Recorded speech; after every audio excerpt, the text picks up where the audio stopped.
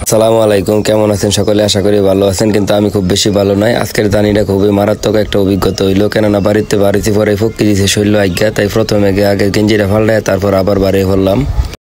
তো আজকে যাচ্ছি গাজীপুর জেলার কাপাসিয়া উপজেলায়। ইতিমধ্যে সেমি ভাইরাল একটি রেস্টুরেন্টে, তো আমার ভিডিও দেখার পর থেকে আপনারা সকলে ভাইরাল করে দিবেন।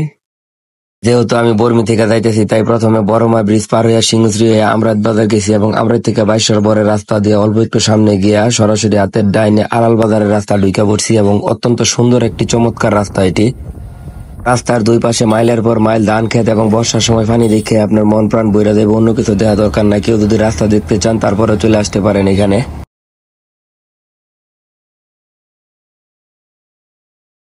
বর্ষার সময় চারিপাশে পানি থাকে, ঠিক আছে, এর ভিউটা আসলে এরকম সুন্দর লাগে। এটা যারা নাই ভাই, এটা বোঝানোর ভাষ্য নাই আমার। এটা হচ্ছে আড়াল বাজার থেকে উত্তর সাইডে আসতে হইব, আর যারা এই পাগলা থেকে অন্যান্য দিক থেকে আসতে চান, পাগলা বলে ওই যে আমরা থেকে আসতে চান, তার সামনে রাস্তা আড়ালের রুট, রাস্তায় আসতে হবে। কৃষকেরা তাদের শহর থেকে ধান কাটার পরে রাস্তার কানিতে তুলতেছে, কেননা উঁচা কোনো জায়গা নেই। এখানে ধান বাইরে আনে রাহুগায়, তারপর বিভিন্ন টমটম গাড়ি দিয়ে তারা তাদের গন্তব্যস্থলে লয়ে যাইতেছে। ভিডিও করতে করতে রাস্তার সুন্দর সুন্দর ভিউ এর দৃশ্য ধারণ করতে করতে আমরা অন্যদিকে খেয়াল না করে দুর্ভাগ্যবশত আমরা চলে আয় পড়ছি মনোহরদী বাজার, মানে নরসিংদী মনোহরদী বাজার আয় পড়ছি। বুঝলেন কতটা দূরে এসে পড়ছি।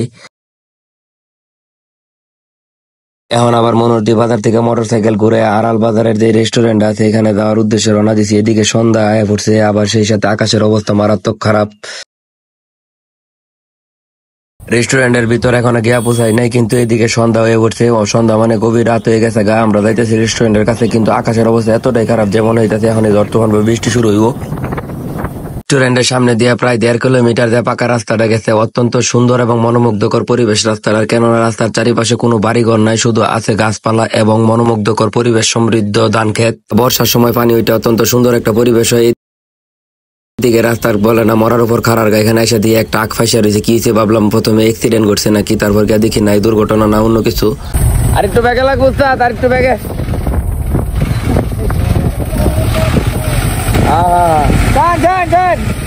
যাও যাও এইবার হয়েছে কাড়ো না পারলে আমার টেন দেবো না। জীবনটা গেছে আমার, এটা ট্রাক চালায়া। অবশেষে টাকের ধাক্কা ধাক্কি এবং যানজট শেষ হওয়ার পরে আইসা পড়তেছি রেস্টুরেন্টের কাছাকাছি। তবে যাওয়ার আগে দেখতেছি মানুষজনের ভিড় এবং মোটরসাইকেল দেখে বুঝতে পারছি কি পরিমাণ মানুষ হয় এখানে।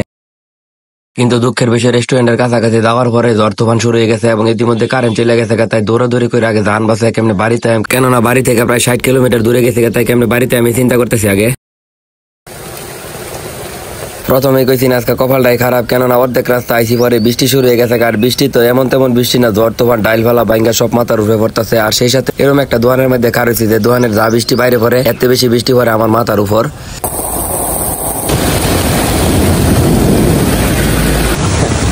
ভিডিও রং শেষ,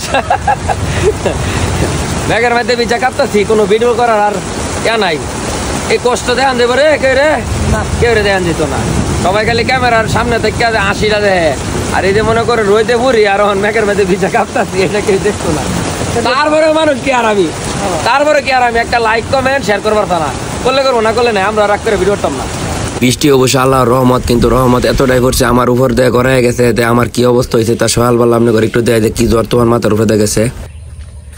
জ্বরের পরে গাছের কি অবস্থা,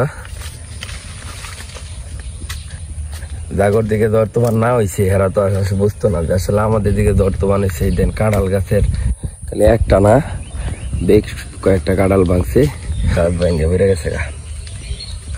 মারাত্মক লেভেলের ক্ষতি হয়েছে, দেশের সম্পদ নষ্ট হয়েছে, জাতীয় সম্পদ।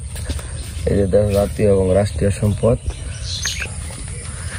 এই যে দেখেন গাছ একদম মাইডেতে ফাইরিয়া তারপর বেড়ে গেছে গা, ঠিক আছে। এন জাতীয় সম্পদ একবারে দুলির সাথে হয়ে গেছে, একদম গাছ ফাইরা তারপর বসছে। এই দেখেন অবস্থা। এই গাছটা বেশি দিন আর বাঁচতো না। একদিক দিয়ে বৃষ্টি হয়ে যেমন দুনিয়া ঠান্ডা হয়েছে, পৃথিবীর মানুষ এখন শান্তিতে থাকবো। বাংলাদেশটা একদম শুনশান মরুভূমি হয়ে গেছে এখন যে পরিমাণ ঠান্ডা হয়েছে, কিন্তু দেখা গেছে আমাদের দিকে মারাত্মক লেভেলের ক্ষতি হয়েছে। গাছপালা ভাঙ্গা, ফল ফুলের গাছ যা আছে সব ভাঙ্গা বেড়ে গেছে। যত ফলের গাছ আছে, আম গাছের ম্যাক্সিমাম আম যেগুলা বড়া দুর্বল হয়ে গেছে। আর কাঁঠাল গাছ তো দেখছি আছে, রান্না করে দেয়াইছি। যাই হোক, তারপরেও শান্তি, যে মানুষ শান্তি পাইছে বৃষ্টি পড়াতে, আল্লাহর রহমত বর্ষণ হয়েছে। আমরা আল্লাহর রহমতের অপেক্ষায় সবসময় থাম। তবে অতিরিক্ত পাপ করে আলছি, তো এই কারণে হয়তো বা পাপের ফলে আল্লাহ তাআলা সঠিক টাইমে আমাদেরকে রহমত দেয় না। আমরা আসলে পাপ মুক্তি থাকতে থাকি, পাপ কম করি, আল্লাহর নিয়ামতের আশায় থাকি সবসময়। ভালো থাকেন যে, আর ভিডিও ভালো লাগলে লাইক কমেন্ট শেয়ার করে পাশে থাকেন যে।